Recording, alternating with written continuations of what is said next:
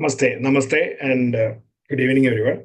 So we have seen out of these selected slogas, the first six slogas we have already seen from 216 to 263, that second chapters. Now today we will look at the next three, which is from the third chapter, Karma Yoga. So, and those aspects which will cover the whole aspect of Karma Yoga is basically what we are going to see as a summary. Uh, so before that, let's just get to see what we actually looked at in the final part of the last session. So basically, one sec, let me just clear this.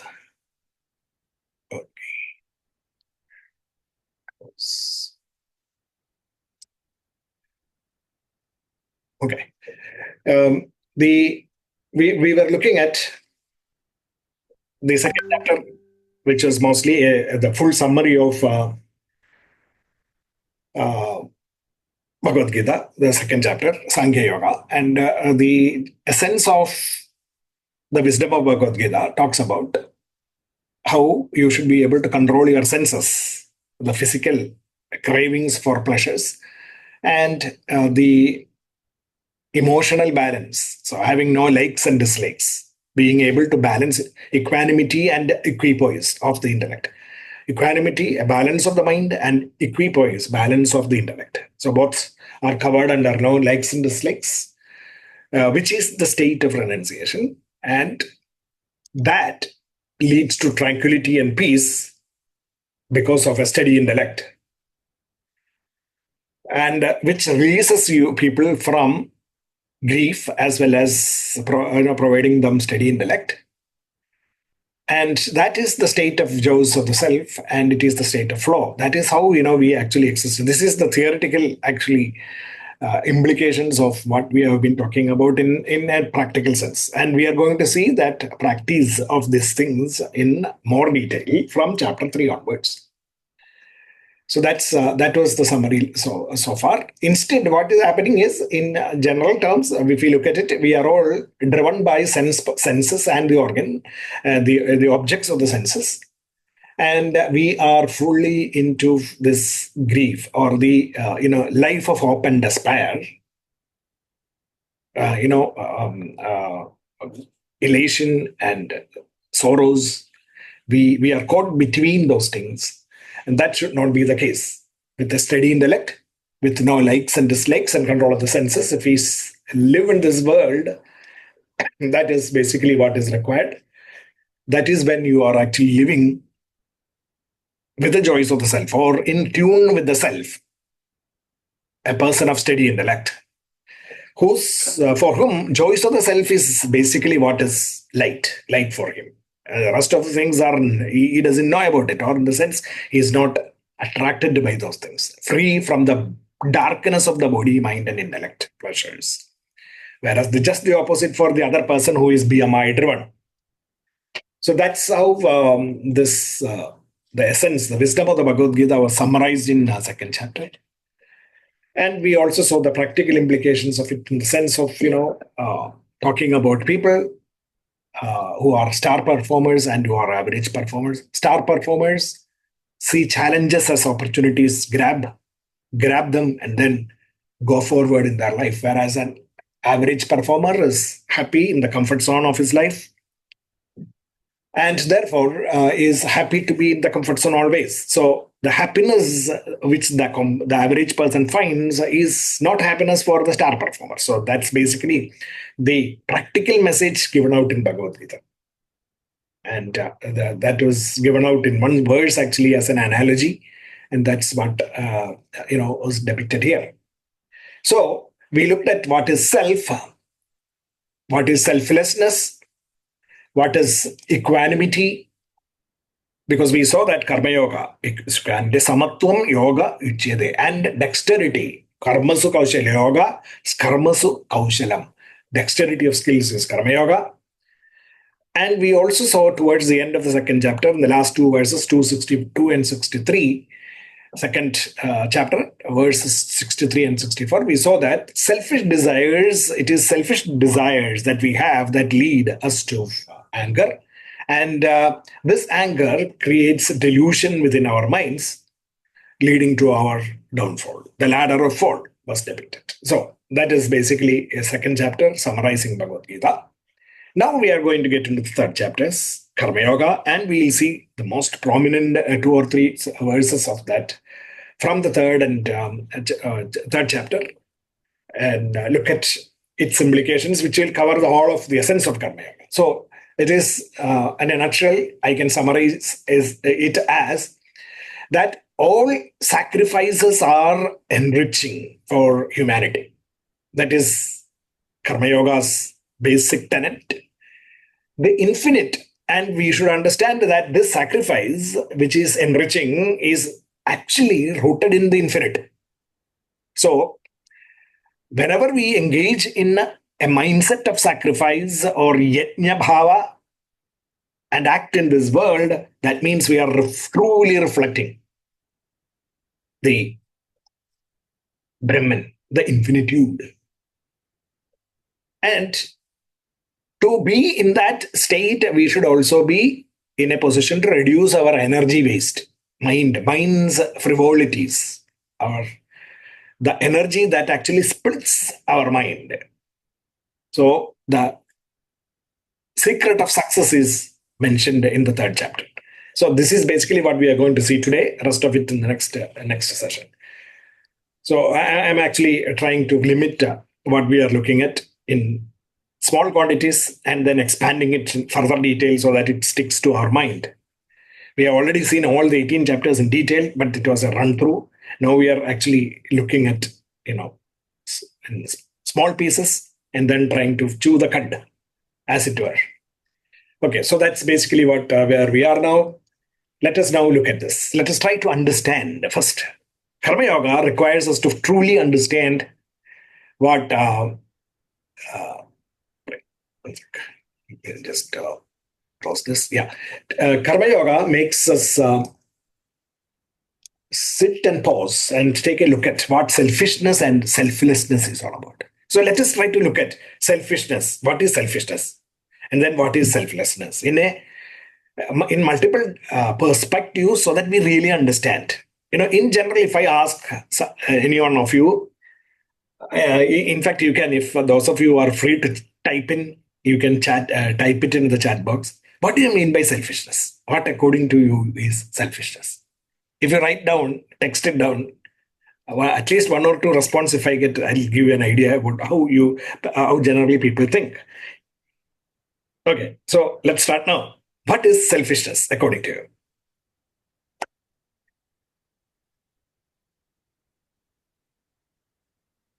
I'm watching the chat screen, but yeah. So anybody who wants to type in can. Welcome to do that. Yes. Already 3 are there. Okay. Yes, coming. Which satisfies my desires, personal gain expectation, ego focused, working for present gains. You do things for your benefit, wanting something for yourself only. Selfishness is gratification of the senses and pleasures. Absolutely. That is basically what every one of us actually think about selfishness. And that is also what Bhagavad Gita also tells us to shun. But the beauty of Bhagavad Gita is that it has defined selfishness in a much more holistic way. So this is the straightforward actually implication of selfishness, which everybody understands, which is what always is emphasized. But to reach that state, there are other things that have to be considered, and those considerations are very crucial for you to really understand selfishness and throw away selfishness from our mind. That is where the whole problem lies. That probably is the reason why all of us always look at, yes, I understood that, but still I cannot throw off my selfishness. Every one of us fall into that. Yes, it is there. We know that, but still we find it difficult. But always there is a statement followed by but I cannot do that. It is difficult. Why? Because we look at only the outward aspect of selfishness. But to reach the state of outward act of selflessness, the opposite of that, we need inner reformations, and we need to really understand what selfishness is, and that is basically what Gita is trying to tell us. So first of all, to understand selfishness, or selflessness, the opposite of it, we need to understand self. That was basically what we have been discussing in the second chapter also. So with that understanding of that self, and also the multiple perspectives of selflessness and selfishness, like for example, we'll start with selfishness initially. Let us look at that. So actions, all actions are BMI oriented as far as we are all concerned. BMI. So everything that we do is work, action. Everything that we do, action is work. Either way, work. And that work implies what? BMI. Body, mind, and something that we do with the BMI. In fact, many a times we think of doing certain things in the mind, MI, but do not do anything, and then people say that you are not doing anything. But Krishna in third chapter very clearly says that even if you are not doing anything physically, but your mind and intellect is active, you are still doing work. So you think badly of somebody, but you don't do anything bad, still you are done bad. No, that's what Gita says. So MI active is action. And normally what happens is it is expressed through the body. So BMI, physical expression is there. And that is work, physical work. Now look at it. Now I'm going to give you this different perspective. Okay. The other normal perspectives I don't have to tell you because you all know that. So I'm going to focus on the different aspect of this selfishness, which normally we do not. Look at it. This is where Krishna actually was focusing on, so that Arjuna was actually fired up to act. That was his reason, his intention, Krishna's intention. So let's also try to understand that. And this is very clearly specified across the Bhagavad-Gita slogas, which actually normally people don't dwell on. So that's why, I'm trying to put that focus on that. Suppose you think you can do certain things. I know this, I know that I can do that, I'm good at doing it, fine. And you limit yourself only to that, let's say. I mean, simple terms, I know the multiplication table up to 10. I know it very well. So, and I will only do up to multiplication table 10. If you do that, in the sense you limit yourself to what you already know, and you don't look at beyond that, what happens? What happens is you will never go forward. You will get limited. You are stuck. That means your mind and intellect is now having faith only in what it can do. It does not have any faith in self.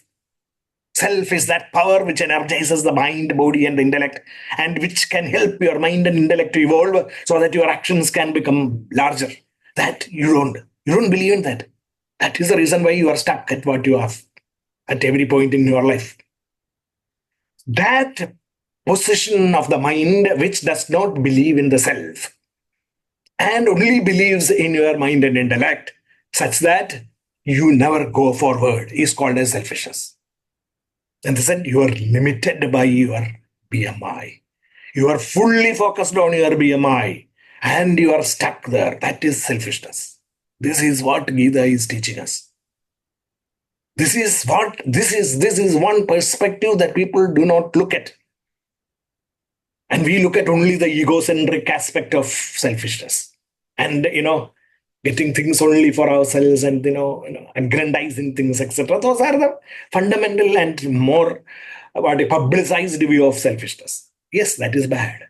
But all this is also arising out of the fundamental tenet of selfishness, which talks about even if you are not hurting others, even if you are not aggrandizing things, but still you are not going forward, believing in the power of the self and getting yourself limited to your current capabilities and skills, limiting yourself, completely imprisoned in your body, mind, and intellect. Imprisoned. That is it. That is the state of what you call Kamsa's Karagraha. That is where the self is initially. You have to take it out from there. You have to take out the self from there to bloom in the outside world. How? Through good deeds and good intentions. good intentions of Devaki, and the goodness that is driving you to actions in this world, Vasudeva. So Vasudeva actually takes the intentions are what will take you outside so that you put in self-effort and take you out of the Karagraha. There will be tremendous amount of challenge outside. The Yamuna will be overflowing. There will be harsh thunder and storm. But you have to have the belief in yourself and go forward. The self is right within you. It will prevent you from drowning. It will give you, it will pave the path for your success as you move forward, and will help you to reach Gogula. That is basically what it is. That imprisonment of the self within the BMI has to be thrown away with your own belief in that power. If you don't have that, then it is selfish. You are entrenched, marooned in selfishness. So that is the fundamental aspect of selfishness that we need to understand. If we don't understand this, then we will always have buts and say, oh, okay, it is, I cannot be selfless. Okay, now let us look at selflessness, then the opposite of it. What is it? Again, the same thing. It is all the same thing, except that instead of the focus on the BMI, now we are going to look at the self. Self is the center of our life. And can you mute the mic, Lakshmi? Yeah, okay. So, self. So, actions are not centered on the BMI and its existing capabilities. Actions are now oriented or focused on the self. Ananyas chintayanto mam. Ye janaha paryupasate. Tesham nitya abhiyuktanam yogakshemam mahamiham. This is declared later in the 9th chapter. But the root of that lies here. Actions are now focused on the self. Now, focused on the self means what? It means that you are now fully confident and faithful about the knowledge of the self. You know what self is. The self, the power in me. What is it? I know it very well. I understand that, and I am striving to achieve the full potential. That is the knowledge of the self. So when the actions are completely entrenched in the knowledge of the self, the work then happens to be, in selflessness. Selflessness is about your transcendence of the body, mind, and intellect. Whatever is the current state of BMI, I know I can get out of it, enhance it, enlarge it, and expand. I have that infinite faith in the self. And that is selflessness. I transcend the BMI because I have touched the self. That is selflessness. So this fundamental aspect of selfishness and selflessness, if it is very clear, then every day morning we can start in selflessness. That is what Gita is teaching us to do. And that's basically what we should all be doing. And therefore, if you look at it, selfishness is about people engaged in only the existing capabilities. And selflessness is when people get engaged in developing and enhancing newer capabilities, enhancing existing capabilities as well as developing newer capabilities. When you are selfish, your existing capabilities also you are not going to enhance. You will just do it, average performers. But when it is the other way around, you know that the existing capability also can be enhanced. I can become better at what I am doing. Not just keep doing the same things every day in and out. I do my things in a certain way. I do not think about improving it. That is also, selfishness. That is the first selfishness. But when I start actually doing things in a better day, every day, getting better. Udaret atmanatmanam. I push myself up with myself. I become better at doing what I am doing. Or I strive to learn new things, get that, understand new things, acquire new knowledge and capabilities, competencies, and skill sets. That is selflessness. Because I am transcending the BMI.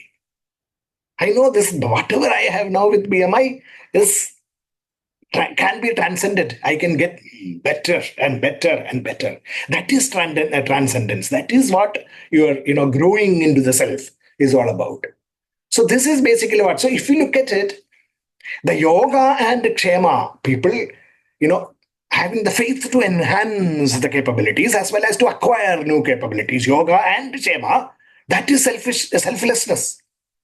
The power of self working through my mind so that I keep enhancing myself as well as expanding myself, newer things. This is the reason why in chapter 9, verse number 22, Krishna declares, Ananyas chintayanto mam ejanaha patyupasate tesham nityabhiyuktanam yogakshemam vahamyaham. So this is the reason why this particular verse is considered as the locket of the necklace of Bhagavad-Gita. This only if you understand, if you understand only this verse 922 in its full implications, then you have learned Bhagavad Gita. So you can see how this 922 is connected everywhere in this all 700 verses, 18 chapters. Right from the beginning, 922 is getting connected. So since we have already gone through all the 18 chapters, all the 700 verses in a run through, we have seen so many things. I am able to now connect these things for you so that you can also start now chewing the cud, as it were, and then digest these things. So here, this is the essence. This particular thing, this aspect of karma action is given in chapter 3 at the beginning, right at the beginning itself, as karma yoga. But you can also see another thing which I am going to now expand. Shankaracharya has also declared, expand, and actually mentioned about this in Gita Bhashya. It is about that the action, devotion to what you are doing, devotion to what you are doing, devotion to action is basically what creates a devotion to the knowledge of the self.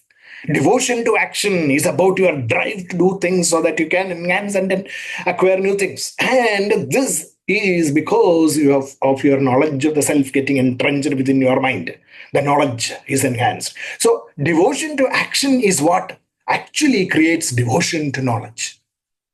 And devotion to knowledge is what actually helps you to reach the goal. This is what Shankaracharya says in Gita Bhashya. And this is why? Why? Because if we actually start working, doing our things in this world in such a fashion that you are selfless, that is, you are entrenched in the faith in the self, your knowledge of the self expands. In the sense, you actually connect with the self. And because you will experience the self. There is no doubt about it if you are devoted to action. Because if you think that I cannot do something, you will not, you will fail. But if you have the faith in the self, you will start doing things and then realize that, yes, this action is coming to me literally, in my hands. That is because the self is empowering you, and therefore you will start believing in your own capabilities, which means that you will start believing in the self. I have confidence in me means I understand the power of the self. That is what it is. The practical meaning of living in this world with Gita intelligence or Gita wisdom of the Bhagavad Gita is that you start believing in the self, knowledge of the self. So devotion to action creates devotion to knowledge, and devotion to knowledge takes you to goal, to the goal, to the truth. That is it. That is what it is. So understand this. Just actually, translate these English terms into Sanskrit. It is bhakti to karma, leads you to bhakti of knowledge. So jnana. It is karma, bhakti, and jnana are not three separate paths. That is what Gita very clearly declares. Karma, bhakti, and jnana are, we talked about in the last session also, are the three golden braids, braided hair, three strands, braided beautifully. Karma, bhakti, and jnana. That is what takes you to brilliance. That is what takes you to beauty. That is what takes you to efficiencies. That is what takes you to stardom, excellence, successes, etc. If you can braid karma, bhakti, and jnana together, that is when the strength comes. And this is what Gita Acharyas like Shankaracharya says very clearly, because they have looked at these verses in detail, under the microscope, and have seen the strands very well. So that look is basically, of course, it is detailed. 700 verses. It is not just, otherwise all these messages could have been put in 10 verses. Why 700 verses? Because there are details that we need to look at, and the details have to be interconnected, and then we have to weave the web of actually the wisdom of the Bhagavad-Gita.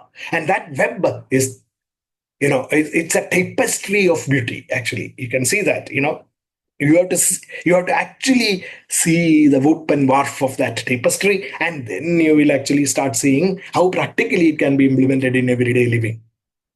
So the first of those steps is to understand what selfishness is and what selflessness is, and therefore, having understood that selfishness and selflessness this way, every day in the morning you can be energized to work with selflessness, because you know what selflessness is. It is everyday thing that we can practice. So let us understand this one thing. And if you have this, actions that are rooted in the knowledge of the self, because of your devotion to action, kindling that knowledge, it actually leads you to have an intellect that is poised, equipoised. And with an equipoised intellect, whatever you do in this world becomes actionless in action. Inaction in action, or actionlessness in action. And that is basically what fourth chapter then later on picks up. But at the moment, let's understand this is called actionlessness in action, because you are acting as the self. Anything that the self does is actionless. We exist in the flux of that energy of self, and if we do something against the will of the self, against the will of God, then we are actually disturbing the system. And that is what action is all about. But if your actions that are in sync with the self is actionlessness in action. Even while you are acting, you are still actionless. That is the concept. So don't worry about that. For us, it is selflessness. Selflessness is actionless in action, because of the steadiness that it provides for your intellect. So it is like the shock absorber in your life. The knowledge of the self. Knowledge of the self, the energy of the self, the faith in the self gives you steadiness, so that you can face any challenges in this world and then go forward, irrespective of the fact that you will sometimes land up in pits, and sometimes there will be jerks here and there, but you will not feel the jerk.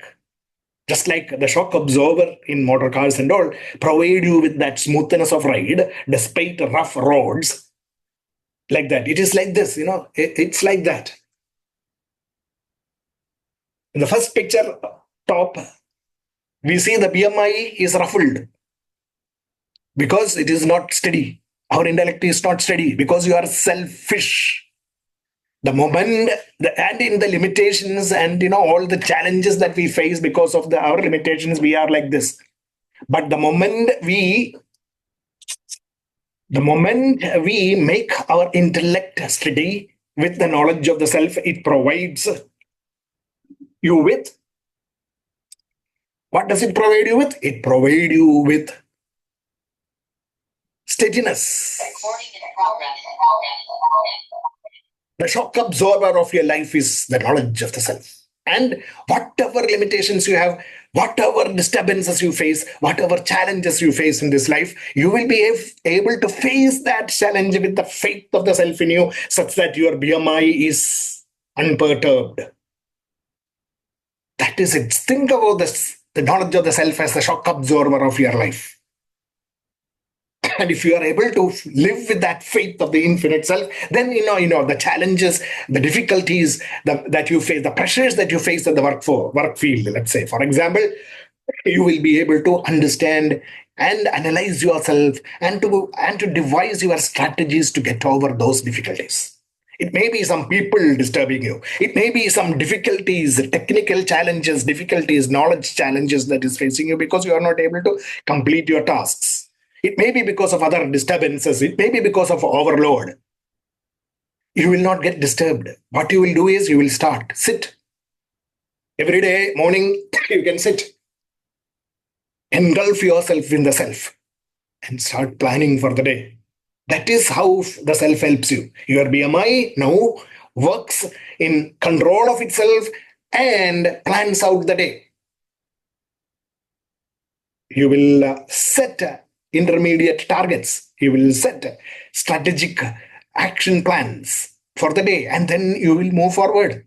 Prioritize, and you will implement. And those prioritization, strategization, all those things are now coming up. But then I'm just giving you that, these are the things that further down the line in Karma Yoga that we are going to get, because they are all entrenched in the knowledge of the self. And when you do that, the knowledge of the self implies understanding the self.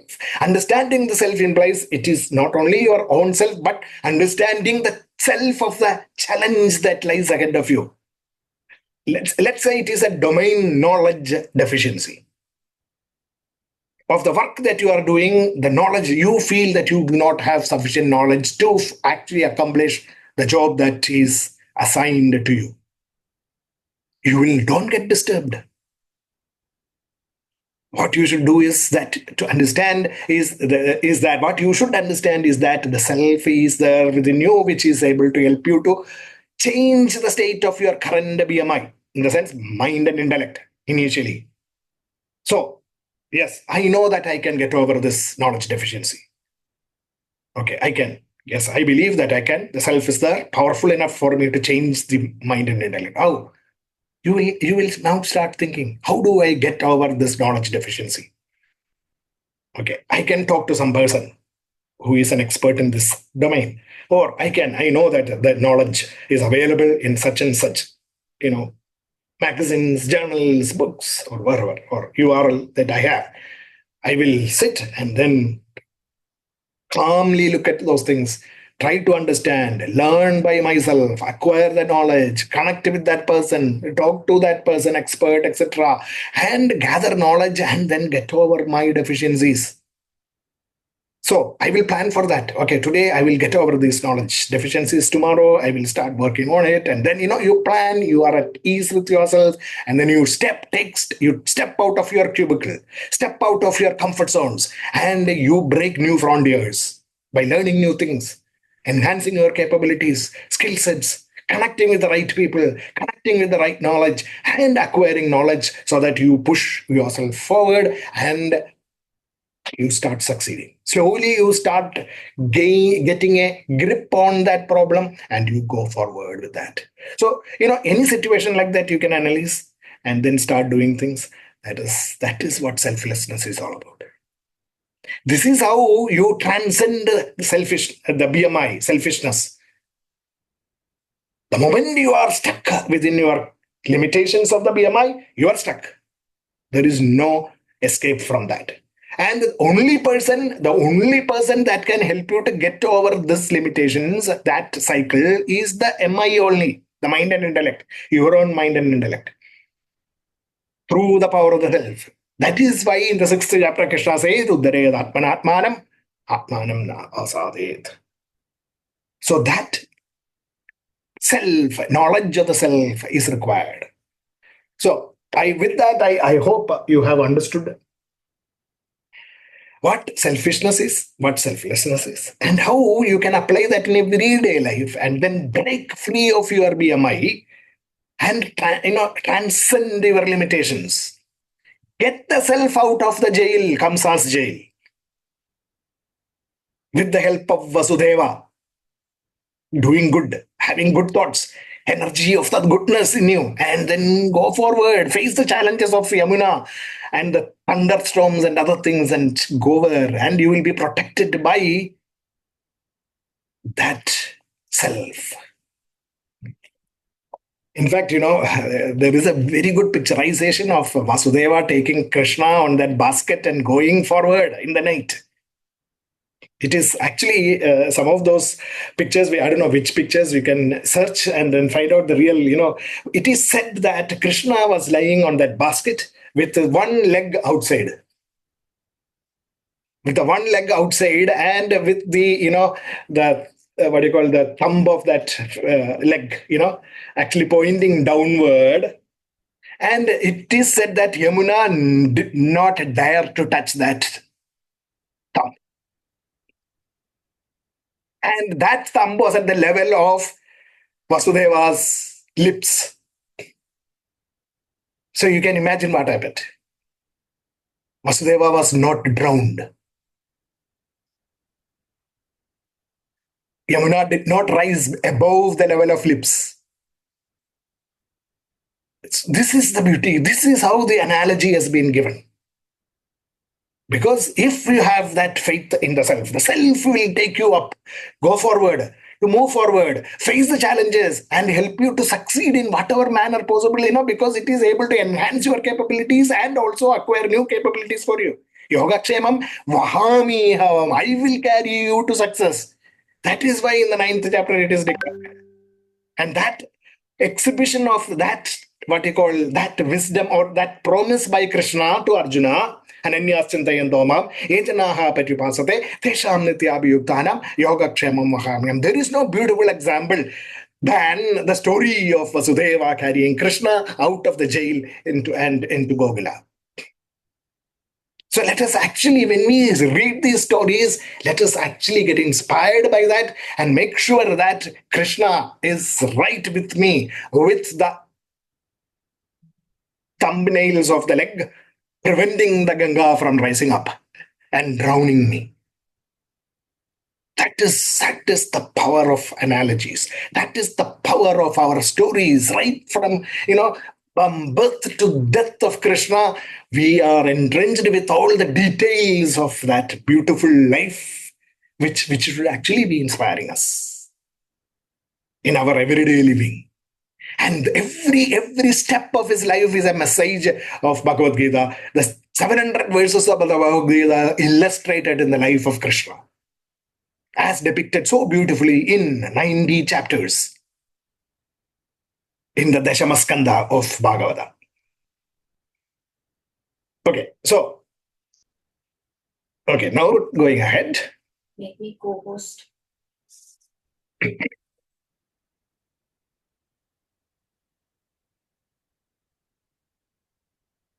Okay, so I think you can now get the meaning of the selfishness and selflessness right within you, to vibrate within you every day. Selfishness, selflessness. And be selfless every day. In everything, every breath of your life, be selfless. Because actions have to be sacrifice oriented. And that sacrifices are the rain for you, which produces the food for you so that you can live in this world. Every action is that reflection of infinitude, Brahman, and which Brahman is imperishable. So this is what the next two verses in third chapter, the most important verses of Bhagavad Gita in the Karma Yoga is this. And this we have to see in greater detail. Annat bhavanti bodhani parjanyat anna sambhavaha yajnat bhavanti parjanyo yajna karma samudbhavaha. Karma brahmotbhavam vidhi brahmachara samudbhavam tasmad sarvagadam brahma nityam yajne pradishtitam. Okay, so it says that the self, everything is the self, and the reflection of the self in this world is in the minds of people as what? The reflection of the self in the minds of our people, the reflection of the infinite in the minds of the people is as sacrifice. If suppose suddenly one day morning when you get up, you are in a mood to help others, to sacrifice something so that you can help others, let's say, you can be sure that that is the moment when the infinite has started reflecting in your mind. You are at that point in time touching the infinitude. The moment you have an overwhelming desire to help others, to do something so that it benefits others, not only you, but as many others as possible. That is sacrifice. The mindset of sacrifice within you, and the moment the mindset of sacrifice hits you, that means you are in connection with the infinitude, because Brahman is sacrifice. And that Brahman as a mindset of sacrifice, if it is powering your creative, productive, and enriching capabilities within your mind, that becomes karma yoga, action. Karma yoga, and it produces the fertile ground for further such actions and help others in living. So this is the picture that is given through the analogy of action, sacrifice, rain for you, and rain is food for the beings, and therefore beings are live. And such actions are Brahman, which is imperishable. Reflections of the imperishable Brahman is this infinitude, is this sacrifice. So that's basically what it is. So, in a nutshell, the wisdom of the Bhagavad-Gita in terms of selflessness in action is like this.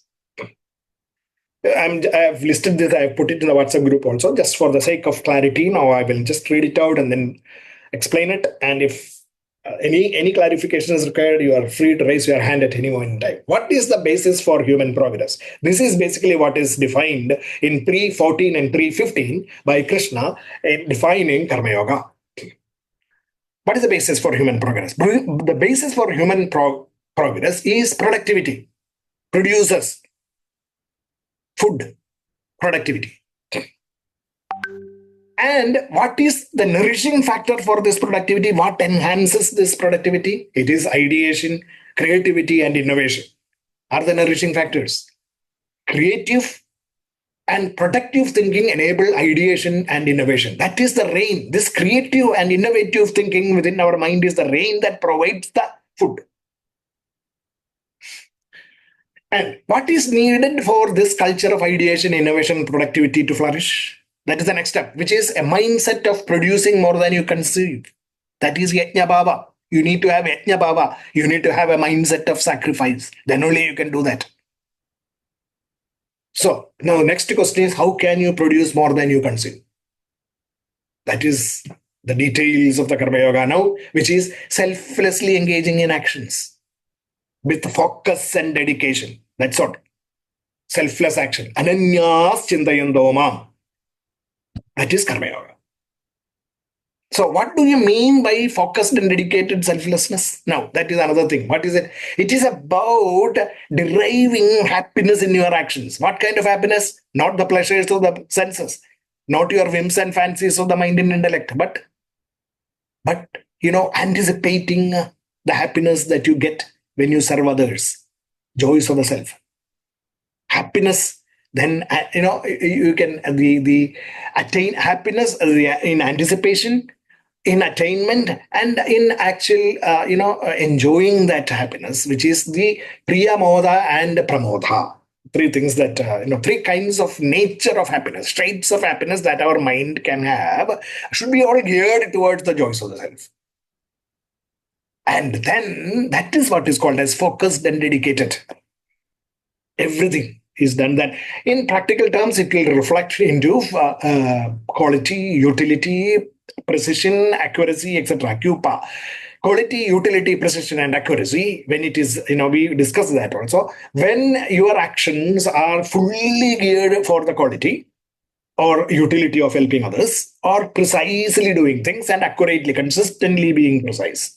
When you are enjoying your actions and deriving the happiness of quality, utility, precision, and accuracy, that means you are selflessly engaging in that work, focused and dedicated, you are in that work. And what is now happiness, lasting happiness? What is it? You can derive this kind of happiness for selfish gains also, but what is lasting happiness? The state of the infinite, joys of the self. If it is fully geared towards joys of the self, that is sustainable happiness or imperishable happiness, Akshara Brahma. Sustainable, and what is the conclusion therefore? The conclusion is that sustainable happiness and progress rests in the attitude of sacrifice. That's it. That is Karma Yoga. So this, in fundamental terms, is the Karma Yoga to be applied in our life, life and living. Okay, I hope that is clear. Going forward. I have a question. Can I ask? Yes, sure. Who's that? Sriraman here. Yes, Raymond. Yes, please do. Actually, the thing is, when the nourishing factor for productivity, is it not the want or the need? See, because I want more, and that is why I produce. Yes. Or there is a question, I mean, that want. See, Yep. for example, Right. I don't have ambition, or I don't have this thing, I won't produce. Absolutely. Laziness creeps inside. The tamas will sit in, and then Yes, why the that? want is required. Yes. The second question which I had is, can you explain a little more about produce more than what is to be consumed? Yeah. Okay. I'll come to that. Okay. So first is of course, it is the want that is now. What is the want directed at? Is the question here. That want is, if it is transcending your personal wants and then going above and beyond what is really required for you, but in a sense of, you may have certain kinds of, we look at it in a very practical manner only. Let's say you have certain capabilities and skill sets, and those skill sets, if suppose you are going to use it only for your benefits, that is selfishness. But the moment you start using that for the betterment of the community, betterment of your family first, community second, above that, and then society, nation, etc. And ultimately, there are things like, even abstract things like your skills and capabilities and thought power is used to enhance knowledge itself, let's say. Then that is basically, like, for example, that highest level of thing I will explain initially now, because that is one thing which people don't think about, is about that is, for example, take the all the human what you call expansion in knowledge that human beings have achieved, such that the life in this world has become better. Okay. So how did that all that come about? You can call it in terms of very practical sense. You can call it as the enrichments created by the discoveries of science, for example. When I say science, it is not just physics, chemistry, and biology, etc. Economics, accounting, and arts and social sciences, political sciences. All these are sciences. Now, whatever find better and better processes and methods that help more and more people, science. So development of science. Now, where was this the knowledge of the science embedded? It was there in the universe, already there. The only thing is we did not know earlier. Just like, simple examples being, when the apple fell down, the law of gravity became known to human beings. Doesn't mean that the law of gravity was not there before Einstein, before that Newton actually saw the apple falling. It was there previously also. But the human mind started thinking and tapped that science from the infinite. And then started using that for the betterment of humanity. So your want is that, I want to explore knowledge, create new knowledge, and then help translate that knowledge into something feasible, tangible for the human beings' betterment in life. So everything is driven by that want. That want is not selfish desire. That is so. The level of that want is basically what will decide what is driving your motivation, and that motivation has to be the highest as much as possible. Is basically what Gita is teaching us. Because, and in the 15th chapter, it was initially in the first two verses, it was very beautifully described as an inverted tree. Urdamoolamatachagamashwattam brakurahiyam chandamsi yasya parnani yastam veda saveda, with adarcha ulanu, that all those two verses where it is talking about how this truth, the life, the tree of life, how it is actually fed from the top and then it branches down into leaves, etc. Ultimately, the leaves being the knowledge, the Vedas that protect that tree of life. That's another analogy later used, which we will discuss again when we come to 15th chapter. So it is that highest level of want that drives you to be. So, and it is also in Mundaka Upanishad, I think it is, talking about two birds sitting, one at the top and one at the bottom, and then looking at the higher and then going evolving into that. So that analogy again in the Upanishads is talking about the same want, desire meaning unselfish desires, the want. That want in me is striving to look forward higher up and then being oriented towards higher goals. Okay, so I hope that will answer Sri Ramanji's question, that one. And then the second part of it was about, what was it? Sorry, want and... Producing more. Yeah, producing more than consuming. Producing more than consuming is again something that you can start from your individual level and go upward as much as possible. In the sense that when pure economics, you can start with that. If you actually start consuming, like we talk about consumer societies. In fact, we can say still, I think the Indian economy is more consumer than production oriented. So when we actually start producing more than what we can consume in the country, then we will be able to export it. And then our economy will start increasing. Becoming better and better. That principle is basically what we are talking about. This, you can apply it into your own requirements also. When you actually start doing things only for your own sake, you are actually consuming everything. And you are not going to help others. That means you are a consumer. The moment you start helping others, giving meaning to life of other people, etc., then you are actually producing more than what you are consuming. Right. Yeah. Okay. So that principle is basically what Yajna Bhava is. Yajna Bhava in Karma Yoga, the attitudes that we are going to discuss next in the next session, is this attitude of producing more than what you consume. Okay. Right. Yeah. Meera? So my question is, I was just thinking about Priya, Moda, and Pramoda, and how it can be related to the selfless engagement. I somehow remember that last time when there was a mention of this Priya, Moda, and Pramoda, there was some analogy or something more that you had included. I can't just remember that. Can you just explain this Priya, Moda, and Pramoda? Are they the stages of happiness when you start engaging in action or selfless action? Are they the stages that we get into in terms of happiness? Okay. Ice cream.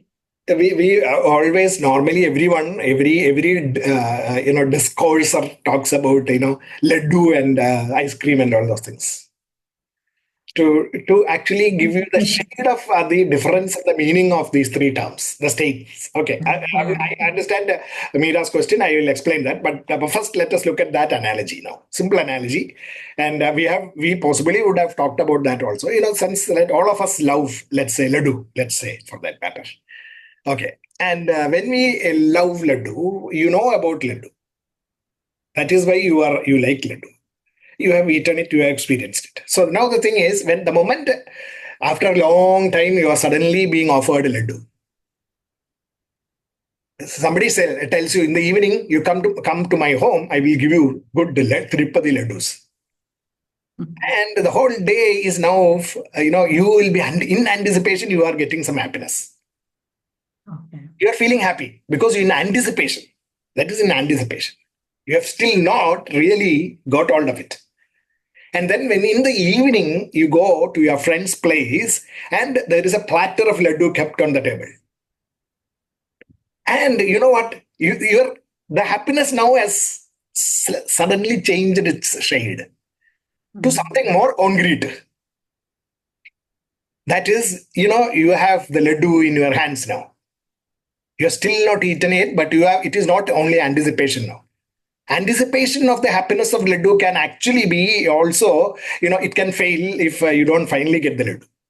But the moment that happiness and the second happiness of actually having the laddu in your hand is different. That is what our Vedanta says.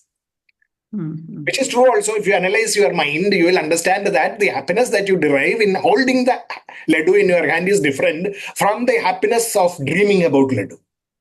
Isn't it? The dreaming about laddu is one happiness, but the laddu in your hand is different happiness.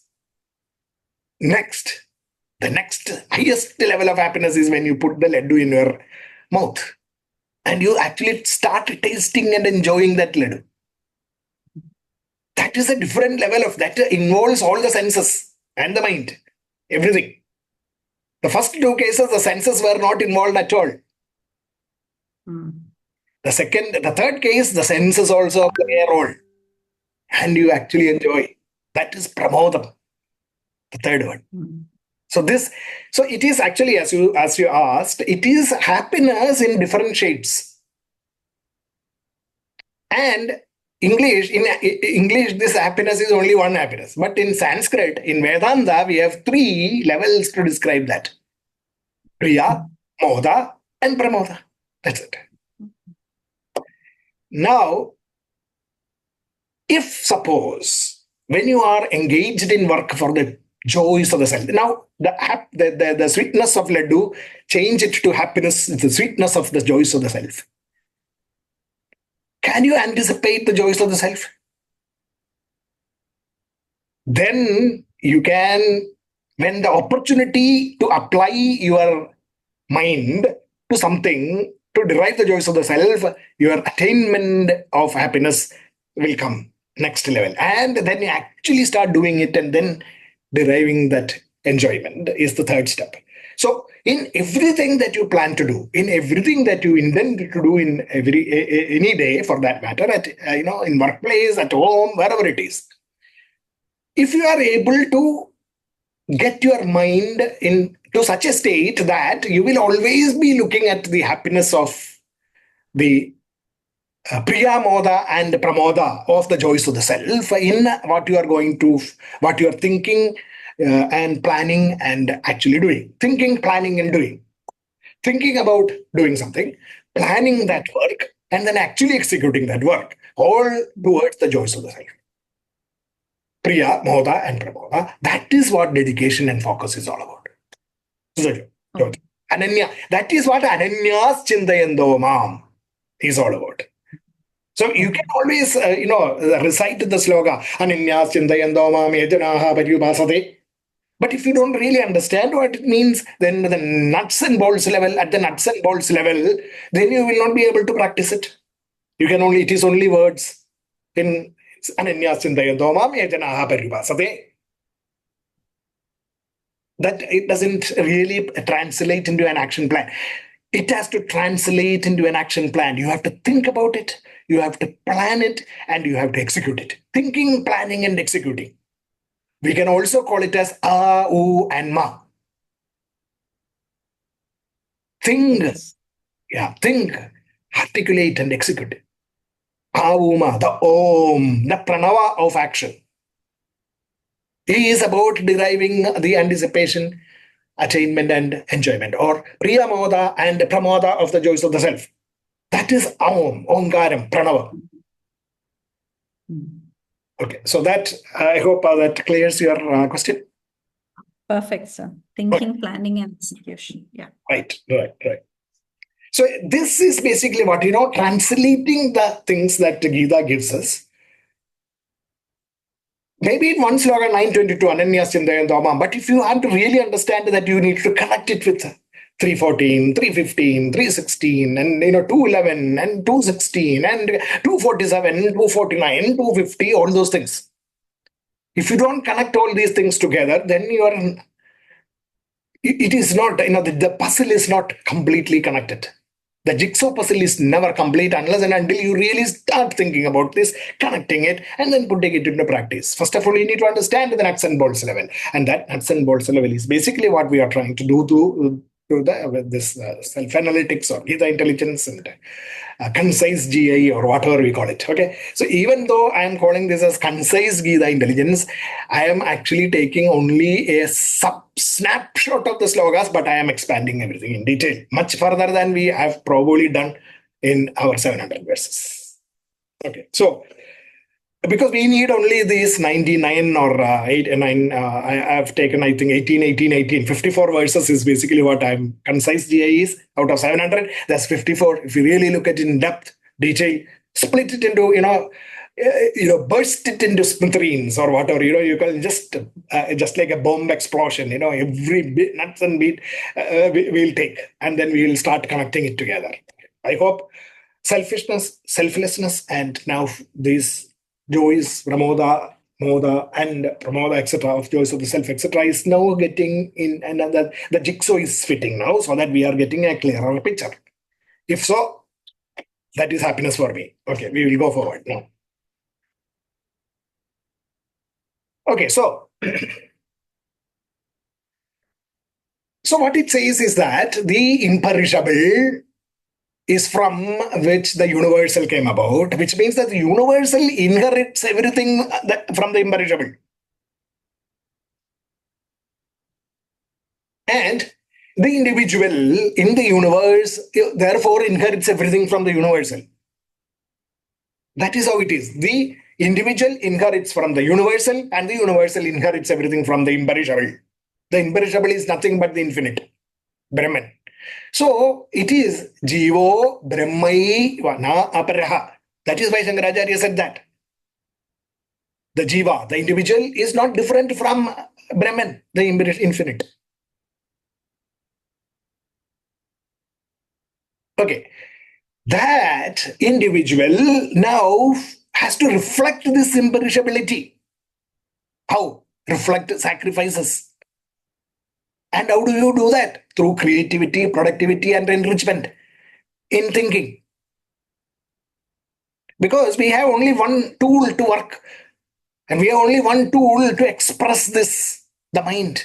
And that mind has to be creative, productive, and enriching in whatever you are doing.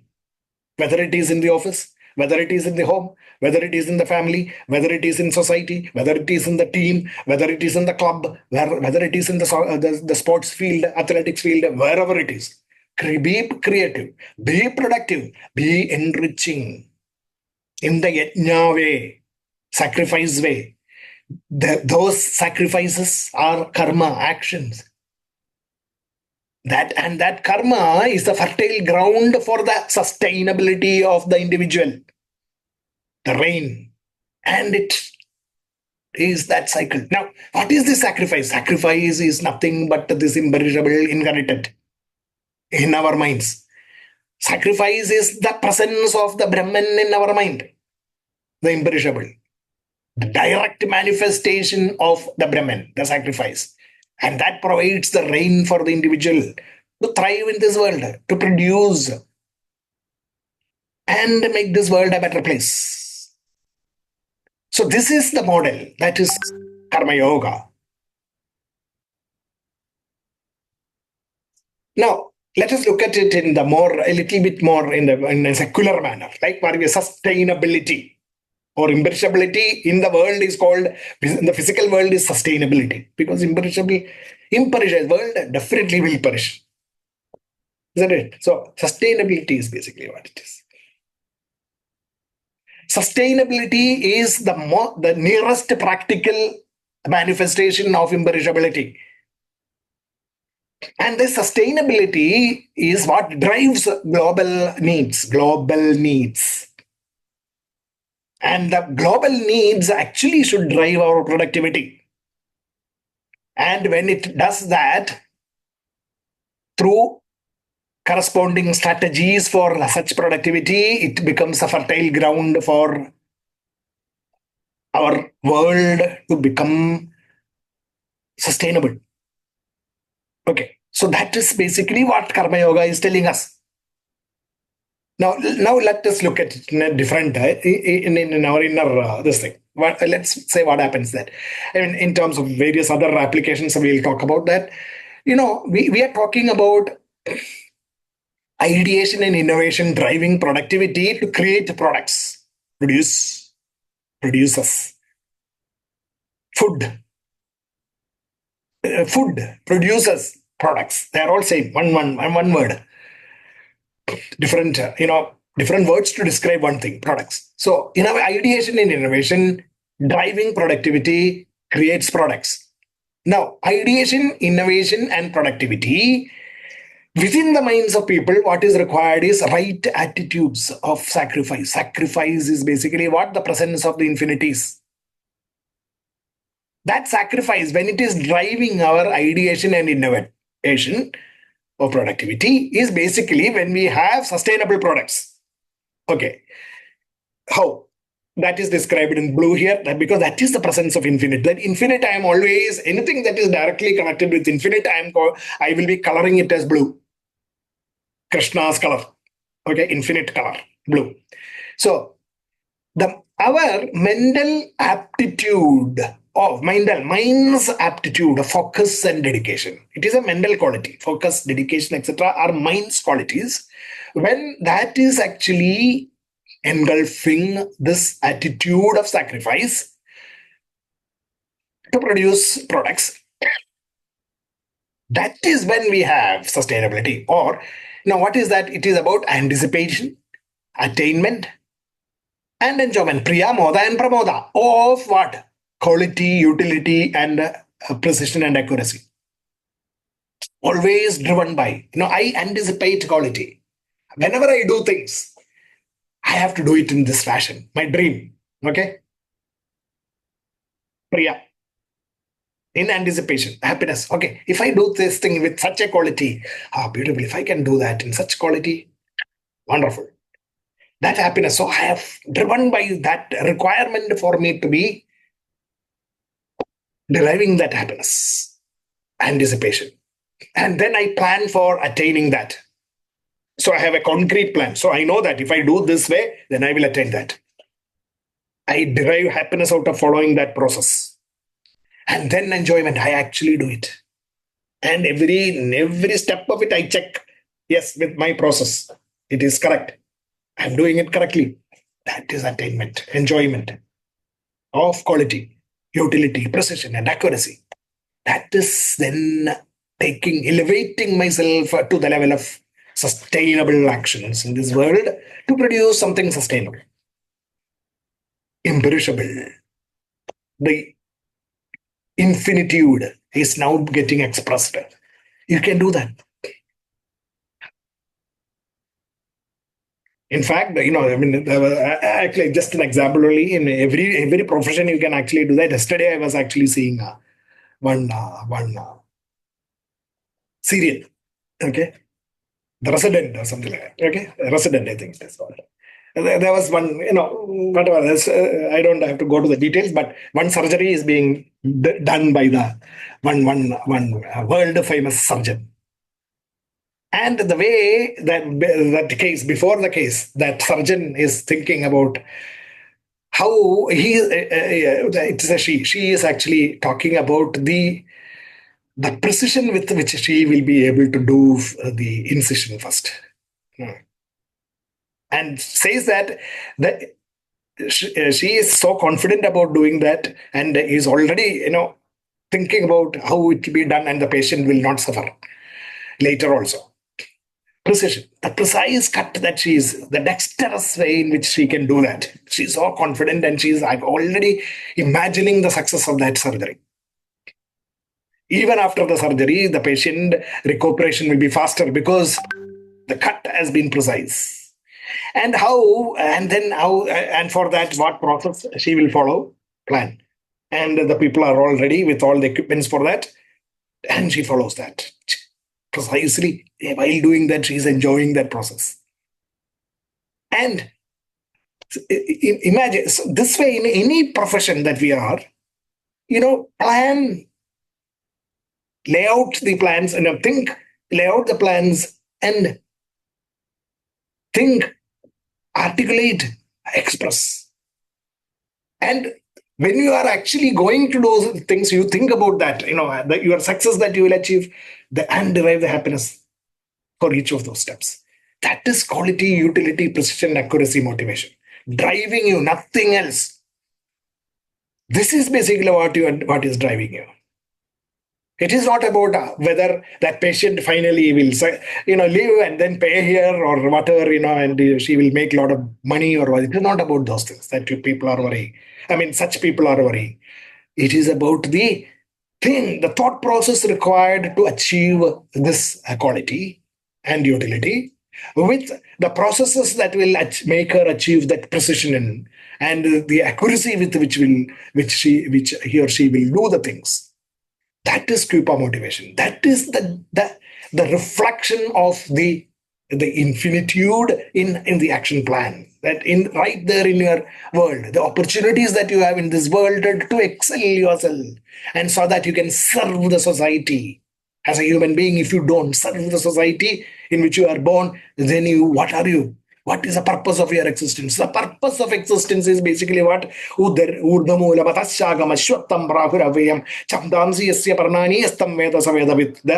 The purpose of life is basically what is declared in the 15th chapter.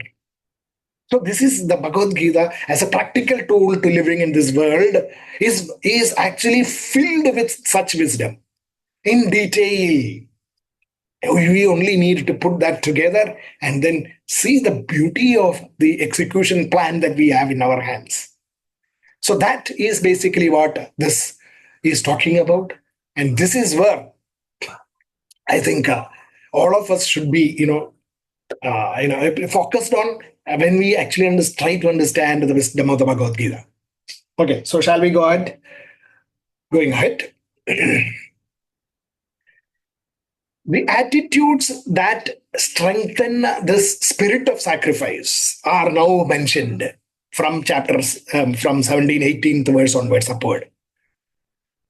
The third chapter. The attitude that strengthen the spirit of sacrifice. What are they? They are fourfold. Gita talks about 4 different types of attitudes. The right attitudes for this kind of strengthening of our karma. That these are the Yajna Bhava, the Tyaga Bhava, the Samarpana Bhava, and the Prasada Bhava. In fact, you can see that it is this Yajna, Tyaga, Samarpana, Prasada Bhavas that are actually lying hidden in these strategies. Yajna, Tyaga, Samarpana, Prasada Bhavas. And that is now, further described in actual concrete terms, Yajna Bhava, Tyaga Bhava, Samarpana Bhava, and Prasada Bhava with its various capabilities. Again, we have to see the nuts and bolts level, components that make Yajna Bhava, Tyaga Bhava, Samarpana Bhava, and Prasada Bhava. Unless and until that you understand this in that detail, that granularity, we will never be able to exhibit these attitudes. Okay, I can say now Yajna Bhava. So, can I exhibit Yajna Bhava in my thoughts and actions? If you want, then you need to know the nuts and bolts level, what it is. What is this Yajna Bhava? So, we will look at these details. This Yajna Bhava is about service, a mentality of service, a mentality of cooperation, a mentality of gratitude, and a mentality of productivity. So these 4 things, fundamental things, have to come together to create the Yajna Bhava. I want to do service. Let's say service. I do service, but I don't cooperate with like for example, I want to go to the flooded areas and do my work, help others. But I don't care what the government is planning there, government restrictions that are put up there. And I go against all those things and I go and serve. Is it possible? Not possible. It doesn't become Yajna Bhava. You have to work within the system, cooperating with several agencies and several people and several factors. Cooperative endeavor. Teams. I cannot, in a team, I have 5-member team doing a project. I will do whatever I want to the best manner possible, but I will not cooperate with the rest of the 3. Doesn't make Yajna Bhava. So service, cooperation, gratitude. I needed to have the gratitude also. Yes, I have to interact with others in the team. And I need also to be grateful to the help that I get from others and be ready to offer help for the others. Gratitude has to be there. And productivity, of course, we need to produce as much as possible. Increase your productivity, keep doing more and more, etc. That is this combining all these things together in our action, then it becomes Yajna, which is again some of the components are split and shown as Yajna cooperative endeavor. Yajna is a cooperative endeavor. Yajna is an endeavor that is helping, that is in which you are doing things to sync multiple opinions and differences within a set of people, set of societies, set of team members, etc., etc., etc.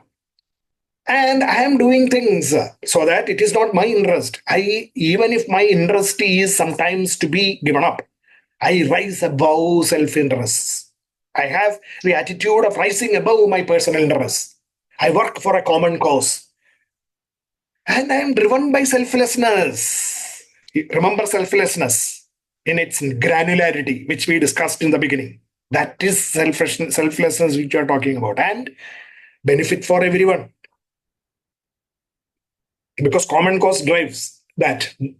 So it is, Yajna is about a cooperative endeavor, sinking differences above self-interest, common cause, selflessness, and benefit for all. So if we are able to split the term into its component elements and then try to understand each one of them in your action, in your everyday work, for example, at the office, in the team, in the project, in the product development that you are working on, can my actions be geared towards cooperative endeavor, sinking all differences above self-interest, common cause, selflessness, and benefit for all? Can I do that? Then I am exhibiting a bhava. So, like that, Tyaga Bhava is about giving, detachment, giving. Keep on giving and giving up. Self-renewal, doing sacrifices so that you can enhance yourself. And you are detached from the results. The sense that, yes, I am not driven purely by the results, but by the process quality. So detachment, getting rid of distractions, having commitment, having the foresight to forestall things, bad things and good, and take steps, forging alliances, building credibility and trust, and building my expertise. These are all part of Tyaga Bhava. Samarpana is about dedication and doing the work as an offering. It's not only dedication, but it's also an offering that I make to higher goals. Work is worship. And the attitude of work is worship. Love of work. Sacrifice. Again, the Tyaga Bhava also comes into there. Care and efficiency that I bring forth in my work. No likes and dislikes. No prejudices. So these are all shapes of my mental fiber that brings about the Samarpana Bhava. And then Prasada Bhava, or abundance, acceptance and compliance. Like, for example, I compliant to the rules and regulations of organizations, personal, family, social and other things. Compliance, complying to those standards, the processes, etc. Detachment, in the sense, not get personally involved in, selfishly involved in things. Gratitude, having gratitude, equanimity, and a mental level of doing service, etc. As a service, bringing forth my work. So that is abundance, and more of those things in detail can be looked at, but we will do that in the next session, because I think we have all reasonably running out of time, as well as I am also running out of my sound. So we will discuss in the next session. But we can discuss something more. But before that, let me just we will stop with the Gita Arati first now, and then Purnamada mantra, and then we'll discuss and then wrap up. So let us.